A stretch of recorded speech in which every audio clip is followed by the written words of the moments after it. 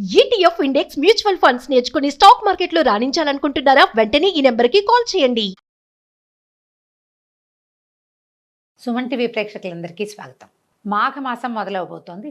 మాఘ శుద్ధ పాడ్యమి రోజు నుంచి మాఘమాసం మొదలవుతుంది. నెల రోజుల పాటు మాఘమాసం కొనసాగుతుంది. నెల అని చెప్తాం కానీ 30 రోజుల కంటే ఒక రోజున్నర ముందే మాఘమాసం వెళ్ళిపోతుంది.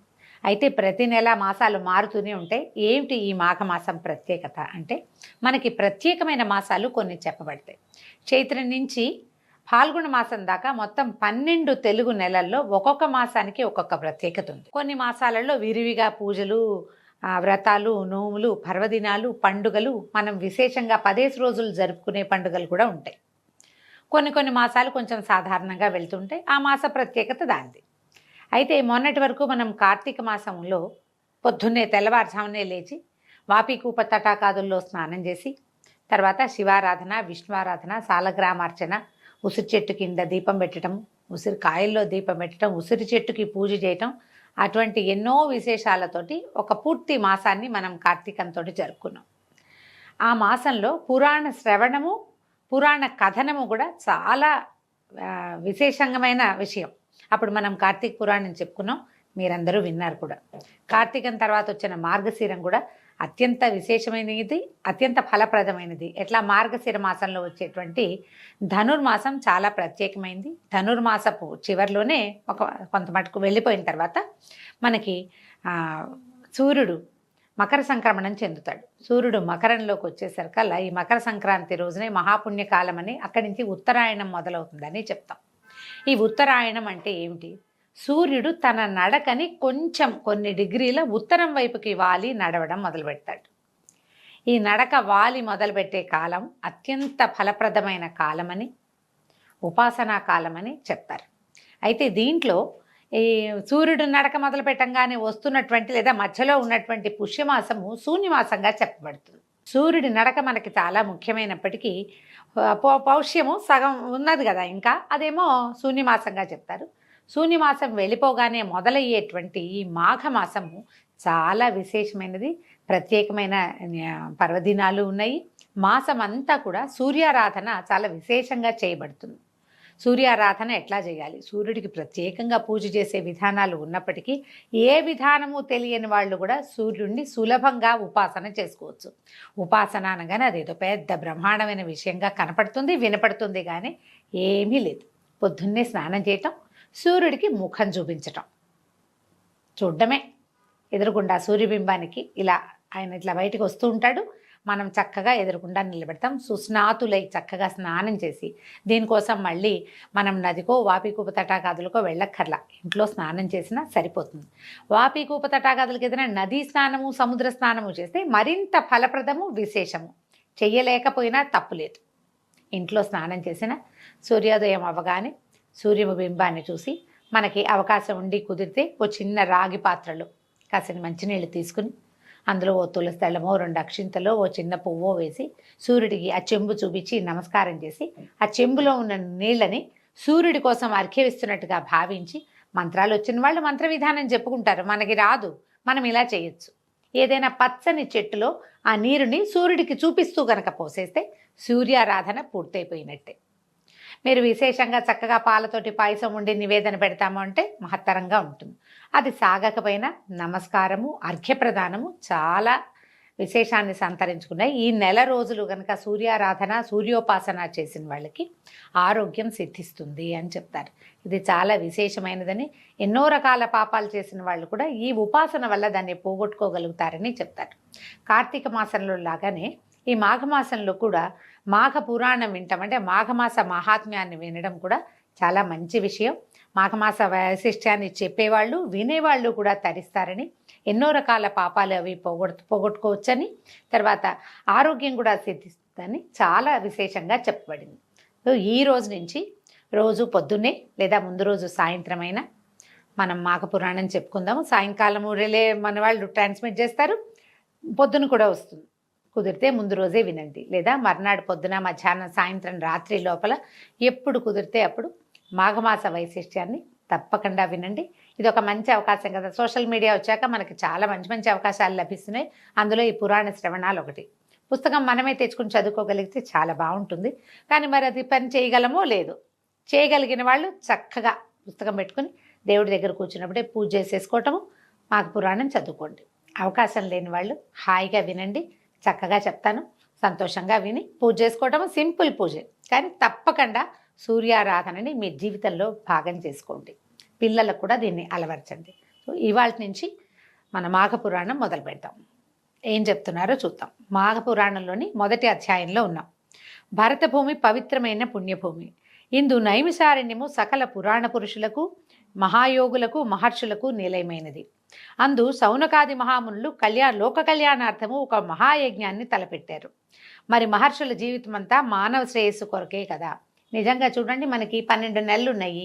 జనరల్గా మనం ఏం చెప్పుకుంటామండి, పోయింది పొల్లు, ఇవాళ రోజు పోతే నిన్నటి రోజు పోయింది, ఇవాళకి రాదు, ఏది రాదు. నిన్న చేసేసింది ఏది ఇవాళ మనం మార్చలేము. ఒక్క నిమిషం కూడా పోయిన కాలం తిరిగి రాదు.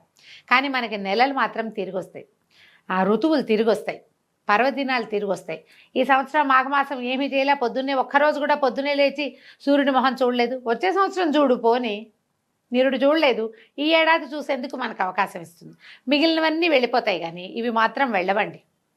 మనం పోగొట్టుకున్న కాలం పోతుంది. కానీ పర్వదినాలు, మంచి అద్భుతమైన ఋతువులు, అద్భుతమైన మాసాలు, పూజా విధానాలు ఏటా సైకిల్ చక్రంలాగా తిరిగి కిందున్న చుక్క మళ్ళీ పైకి వస్తూనే ఉంటుంది. మనకు అవకాశం ఇచ్చారు. అది ఇచ్చినది ఎవరు? మన మహర్షులే. వాళ్ళకి ఎప్పుడూ కృతజ్ఞులుగా ఉండాలి. తప్పకుండా ప్రతి మనిషి ఋషి రుణం తీర్చుకోవాలట. ఋషి రుణం తీర్చుకోవాలంటే ఏముంది, వాళ్ళు చెప్పిన విధానాన్ని పాటిస్తే సరిపోతుంది. అంతకంటే పెద్దగా ఏం చేసి ఎక్కర్లేదు. మన జీవితంలో నుంచి ఏది తీసి ఇవ్వక్కర్లా. ఇది చేయండి అని చెప్పారు, చేస్తే సరిపోతుంది. తలపెట్టిన మహాయజ్ఞం పరిసమాప్తం అవడానికి ఒక పుష్కర కాలం పడుతుంది. సత్రయాగం అంటారండి, 12 సంవత్సరాలు పడుతుందట. ఈ యజ్ఞము నిర్విఘ్నంగా కొనసాగటం కోసం నైమిషారణ్యంలోని గోమతి నదీ తీర ప్రాంతాన్ని యజ్ఞస్థలంగా ఎంచుకొని ఒక శుభముహూర్తంలో మహాయజ్ఞాన్ని ప్రారంభించారు. ఆ యజ్ఞాన్ని చూసి తరించాలని భరతఖండంలోని నలుదిక్కుల నుంచి తపోధనులు ఎందరో వచ్చి యజ్ఞశాల సమీపంలో నివాసం ఏర్పరచుకున్నారు. అందులో శతాధిక వృద్ధులు, సకల శాస్త్ర పారంగతులు, వేద పండితులు, బ్రహ్మతేజస్సుతో విరాజిల్లే తపోధనులు, మునికుమారులు ఇత్యాదులు ఎందరో ఉన్నారు. అనుభవశాలుడైనటువంటి మునీశ్వరులు ఎందరో తమ తమ శిష్య బృందంతో, పరివారంతో, మహర్షులతో, వేదశాస్త్ర మంత్ర కోవిదలతోటి తండోపతండాలుగా ఈ యజ్ఞశాలని చేరుకున్నారు. ఈ యజ్ఞశాల అంతా వీళ్ళందరితోటి కిటకిటలాడిపోతోందట. సకల లోక కళ్యాణార్థమై 12 సంవత్సరాల పాటు ఏకధాటిగా సాగే ఆ మహాయజ్ఞానికి సకల శాస్త్ర పురాణ కోవిదుడు, పురాణములు చెప్పుటలో ఔపోసన పట్టిన దిట్టయు అయినటువంటి సూత మహర్షి కూడా తన శిష్య బృందంతో వేంచేశాడు. ఆ మహాయజ్ఞ నిర్వహణ కార్యక్రమాల్లో నిమగ్నమయ్యాడట. సూత మహాముని కథలు ఒక విషయము మనం ఎన్నో కథల్లో వింటామండి. అయితే సూత మహాముని చాలా విశేషమైన వాడు. మనకి చాలా వ్రతగాథల్లో సూత మహాముని ఇట్లా చెప్పడం మొదలుపెట్టాడు. సూత మహామునే మహాభారతాన్ని ఇంకొకళ్ళకి చెప్పాడు. నలదమయంతుల కథ సూత మహామునే చెప్పాడు. ఇట్లా సూత మహర్షి ఎందరికో ఎన్నో రకాల పురాణ గాథల్ని తెలియజేశాడు. ప్రఖ్యాత పౌరాణికుడు అనమాట. మాలాంటి వాళ్ళకి ఆదర్శప్రాయుడు, ఆయనకి దండం పెట్టుకుని ఏదైనా మొదలు పెట్టాలి కథ చెప్పటం. సూత మహర్షి రాకతోటి ఆ ప్రాంతమంతా సంతోష సాగరంలో మునిగిపోయింది. అక్కడున్న సమస్త జనులు సూతుల వారి ఆశీర్వాదంతో, పర్యవేక్షణతో యాగం నిరాటంకంగా కొనసాగుతుందని ఆనందించారు. ఎంతో ఆనందంగా ఉన్నారట. ఈయన చాలా పండితోత్తముడు, వేదశాస్త్ర ఇతిహాసాది సమస్త విద్యలందు ఆరితేరినవాడు, ఆమూలాగ్రం సకల శాస్త్రాలు తెలిసినవాడు. ఇవన్నీ కూడా కరతలామలకాలట. ఆయనకి చేతిలో ఉన్న ఉసిరికాయలు లాంటివి అన్నమాట. వారి ముఖం నుంచి నిత్యము బ్రహ్మతేజస్సు ప్రకాశిస్తూ ఉంటుంది. ఆయన నిత్య మందస్మిత వదనారవిందుడు, ఎప్పుడూ చక్కగా నవ్వుతూ ఉంటాడట. బహుముఖ ప్రజ్ఞాశాలి అయినటువంటి సూత మహర్షికి అక్కడ ఉన్న వాళ్ళంతా అనేక నమస్కారాలు చేసి స్వాగత సత్కారాలు చేశారు.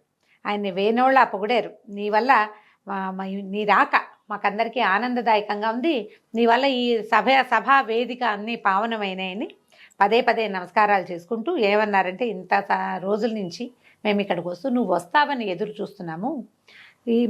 నీ నుంచి ఎన్నో విధములైనటువంటి పురాణ గాథల్ని తెలుసుకోవాలని ఉవ్విళ్ళూడుతున్నాం. మమ్మల్ని ఆశీర్వదించి మా అభిష్టాన్ని నెరవేర్చండి అని చెప్పారు. ఉదయకాలం అంతా యజ్ఞంలో మునిగి ఉండేవాళ్ళు. సాయంకాలం పూట ఈ పురాణ గాథా శ్రవణం జరుగుతూ ఉండేదట.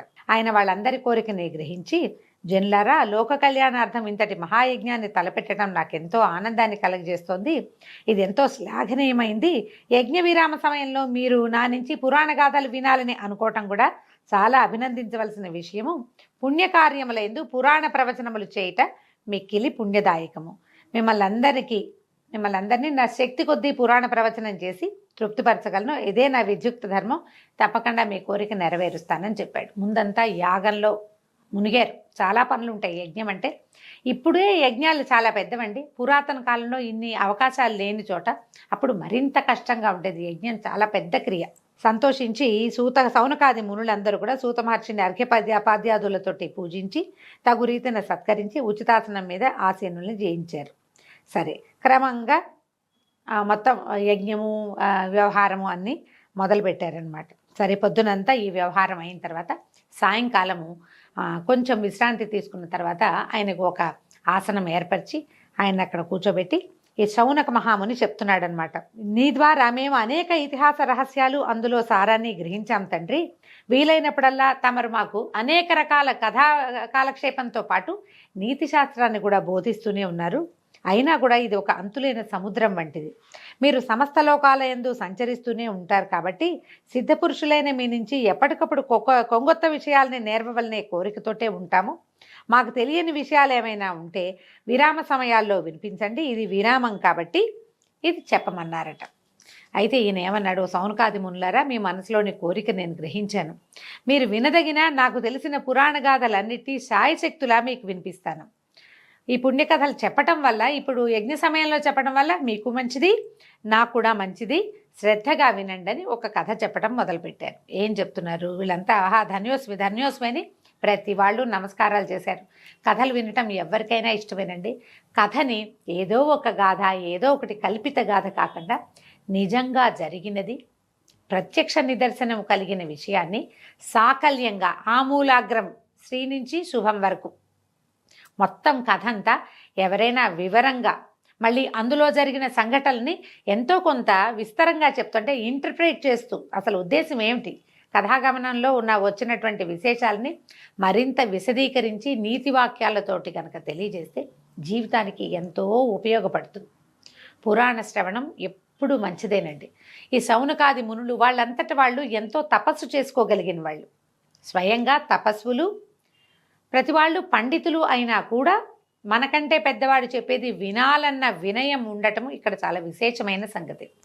అయితే ఇప్పుడు ఏం చెప్తున్నారంటే, ఓ మునులారా, మీ కోరిక చాలా నచ్చింది నాకు. అయితే మీరు ఏం వినాలనుకుంటున్నారు అని అడిగేసరికల్లా వీళ్ళు ఏం చెప్పారు, అక్కడున్న ఆయన ఒక పెద్ద మనిషి, ఒక మహాముని చెప్తున్నారట. పురాణ పురుష, పద్మపురాణాంతర్గతమైన మాఘమాస మహాత్మ్యాన్ని వినాలని ఉత్సుకతతోటి ఉన్నాము. కాబట్టి మాకు మాఘమాస మహాత్మ్యము, ఆ మాసంలో ఆచరించవలసినటువంటి విధి విధానాలను, ధర్మాలను వినిపించి మమ్మల్ని ధన్యులు చేయమని అడిగారు. దాంతో సరే చెప్పబోతున్నారనమాట. మాఘ పురాణం వినటం ఎల్లరకు శ్రేయోదాయకమే. ఈ మహాయజ్ఞ పుణ్యకార్య సమయంలో మాఘమాస మహాత్మ్యం వినిపించే మహద్భాగ్యం కలిగినందుకు నాకెంతో సంతోషంగా ఉంది. సావధానులై వినమంటున్నారు. ఓ మునిశ్రేష్ఠులారా, నేను రోమహర్షణ మహర్షి కుమారుడను, వేదవ్యాస మహర్షికి ప్రియ శిష్యుడను. నా తండ్రి సకల శాస్త్ర కోవిదుడు అగుట చేత ఆయన వద్ద నుంచి నేను సకల శాస్త్రాలు అభ్యసించాను. అదీకాక వేదవ్యాస మహర్షికి ప్రియ శిష్యుడిని అయినందువలన నా గురువుగారి దయ వలన నాకు అబ్బిన జ్ఞానమంతటినీ 10 మందికి పంచిపెట్టి పరమాత్ముని సన్నిధిని చేరాలనే కోరికతోటి ఉన్నాను. ఆయన దయ వల్లనే మీరు అడిగిన ప్రశ్నలన్నిటికీ జవాబు చెప్పగలవాడిని అయ్యాను. ఇవి పుణ్యగాథలు, సకల లోకములను తరింపచేయును, సర్వశుభములను ఒసగును. పూర్వం మీరడిగినట్టే వశిష్ఠ మహామునిని దిలీప మహారాజు మాఘమాస మహాత్మ్యాన్ని వివరించమని కోరాడు. తన కులగురువు అయినటువంటి వశిష్ఠుల వారు చెప్పిన దాన్ని దిలీప మహారాజు శ్రద్ధగా విని తరించాడు. దాన్నే మీకు ఇప్పుడు చెప్పబోతున్నాను, సావధానులుగా వినమన్నారు. దీంతో మొదటి అధ్యాయం పూర్తయిందండి. రేపు ఉదయం మళ్ళీ 2వ అధ్యాయంతో కలుసుకుందాం. నమస్కారం.